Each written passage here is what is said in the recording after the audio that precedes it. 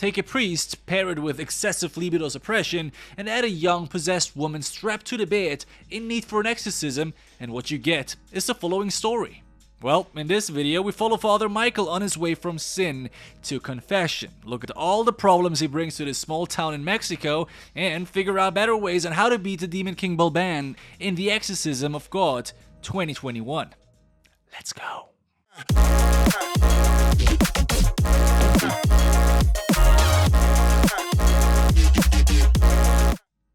Father Michael is picked up during the middle of the night. A young woman named Magali has been bedridden for weeks. She shows clear signs of demonic possession, and her only help remaining is an exorcism. Upon inspecting the chamber in which she lies, Father Williams understands that she hasn't much time left if nothing is done. However, lacking the appropriate skill set to perform such magic, he calls his former teacher Father Michael, another pastor and well-experienced exorcist who prohibits him to do the job himself. He tells him that he will arrive in 2 days and that he, under no circumstances, should venture into the chamber himself. But knowing that 2 days will be too long to save the girl, William insists on doing the deed himself, ignoring his mentor's suggestions. Now, to be fair, William does almost the right thing here. Calling your mentor for suggestions is always a great thing to do, especially when you find yourself in a place where the stakes are high but you are uncertain on how to proceed. But if you ignore the sincere warnings of your mentor, or whoever you call, then why the hell would you bother calling in the first place? Now, as William has made up his mind in spite of his mentor's warnings, Father Michael asks him one last rhetoric question. Are you free of sin? Because if the devil finds a single crack in you, he will reach the depth of your soul. Is William free of sin? Meaning, is he free of desire, greed, envy, etc.? Well, this is something only he knows. If he isn't free of sin, Michael says, the demon will find its way into his soul by using the sins as entry points. You see, now sin is often characterized as cracks or impurities in one's character or soul. So the depiction of how the devil will use these cracks to take a hold of you is a pretty neat way this movie attempts to tell the following events. Upon entering the chamber, we can see that our kinky pastor is anything but free from sin. He looks at her like a 14-year-old boy who receives his first after-school tutoring by a blonde university student wearing glasses with thick rims. And that is exactly his first mistake. First of all, I don't know about y'all, but if you are turned on by a possessed young lady with a black tongue and the skin of a 150-year-old granny, then something is wrong with you, okay? And thinking that the turned-on person here is a pastor on top of that is either completely out of place or exactly what you would expect from someone who hasn't polished his pole since birth. Upon speaking his exorcism and spilling holy water at the subject, which seems to turn on the demon more so than burning it, the demon can't help but seduce the pastor in ways unimaginable. It's quite obvious that the pastor doesn't have a pure mind. He even avoids eye contact with the demon to avoid temptation, which is just borderline crazy, right? Well, the woman eventually collapses, which prompts William to go check on her, not realizing that this is a demon playing his tricks. And sure enough, upon inspecting her body, he is overrun by his pee-pee and therefore possessed by Balban, the demon who possessed the girl before. And, well, shit goes down. If William was honest with himself and investigated his soul prior to entering this chamber, he would have known that he was attracted to this young lady.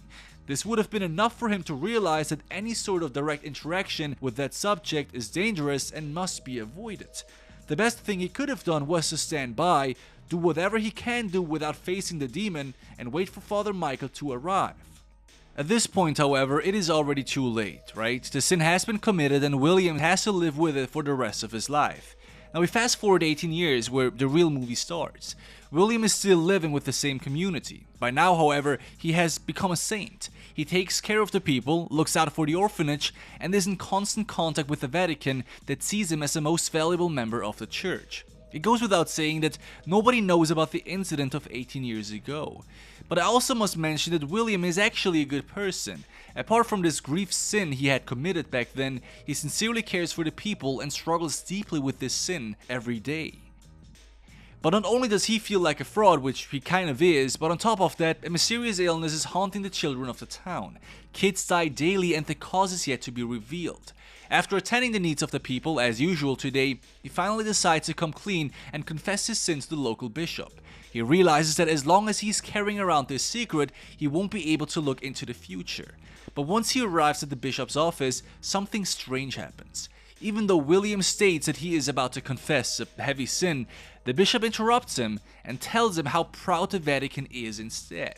He even gives him a declaration of tremendous financial aid and even a vacancy inside the Vatican itself. This is strange for multiple reasons. Firstly, William wanted to confess, but the bishop not only denied the confession up front, but also fueled William's pride by putting him on a pedestal. I mean, is it just a coincidence that you want to confess your sin but win the jackpot instead? To me, this seems more like a test. Would you pick humility and confess nonetheless and deal with the consequences that you deserve, or would you pick pride? Well, William postpones his confession, returns home, and is continually being cheered on by everyone in town. Naturally, he can't help but feel even more guilty now than ever before, and he really should. You see, it is easy to confess your wrongdoings when you're at the bottom, but very difficult to confess at the height of your game. Nobody wants to overshadow his or her achievements by admitting fault during victory, but admitting fault at the height of one's life is probably the most humble and selfless thing to do. Now, William makes the same mistake Will Smith made when he won the Oscar after slapping Chris Rock. The best thing he could have done was to use the world stage to apologize for his wrongdoings, which he sort of did, but not really, right? He instead, fearing to overshadow his achievements, which in all honesty he had already done at this point, postponed his apology and to that extent his humility by celebrating his achievements first. And that is exactly what William does here as well. He forgoes his confession and picks his celebration first. Of course, he thinks about the children and how the money will change the lives of the people in town, but that does not diminish the need to confess to his sin. In fact, he isn't even able to enjoy his victory due to the heavy past weighing him down. Now, multiple things happen next. First, he is haunted by a demon Jesus in his dreams, obviously signifying that he is walking the wrong path.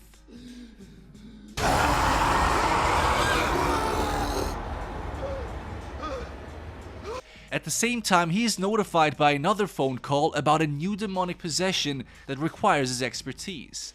Now mind you, Father Williams has only one exorcism on his track record, and not only was this almost 2 decades ago at this point, but as we know, he also failed pretty miserably.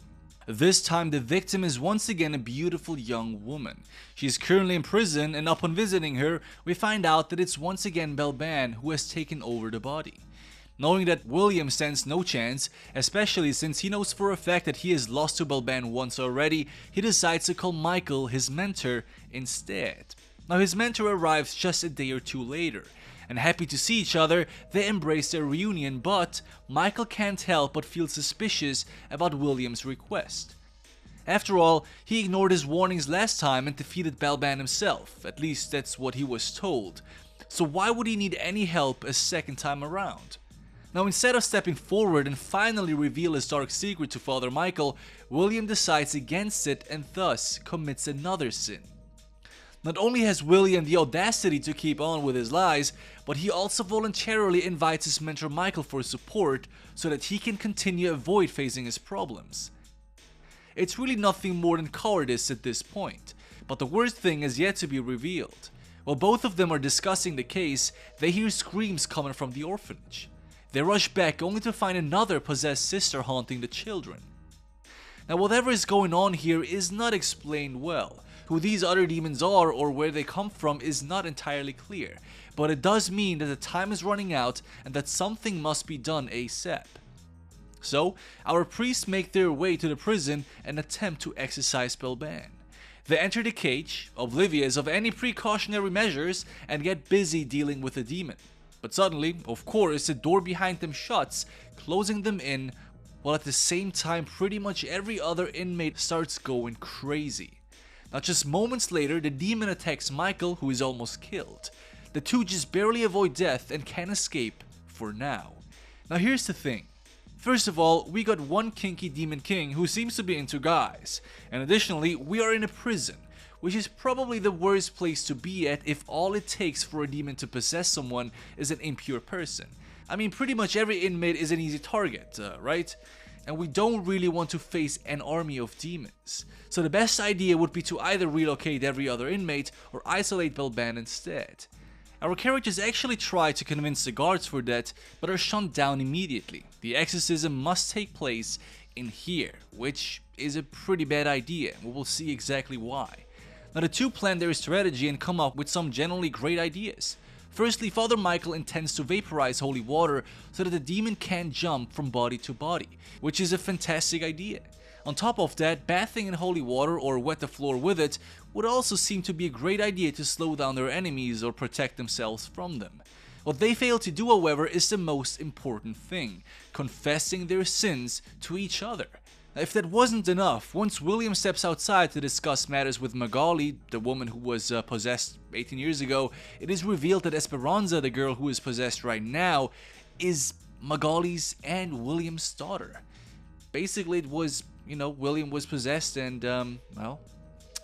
Now before we enter the final showdown though, let me ask you this. Why would you voluntarily pick the night for an exorcism? It's not like it's mandatory, right? Daylight would have been so much more beneficial than doing it during the night. I mean, at this stage, you're literally walking through the prison hoping to find the demon. This by any means isn't efficient and needlessly dangerous. I mean, they don't even bother turning on the light, so, well... Not only that though, but their assistant, who has put every other inmate to sleep with an anesthetic, is completely on his own. I don't think I need to mention why splitting up is a bad idea, but well, I don't know why you would do that. And sure enough, it doesn't take long until the assistant is being preyed upon and is the first one to die. Now just moments later, our priests find him. In fact, they not just find him, but every other inmate possessed as well.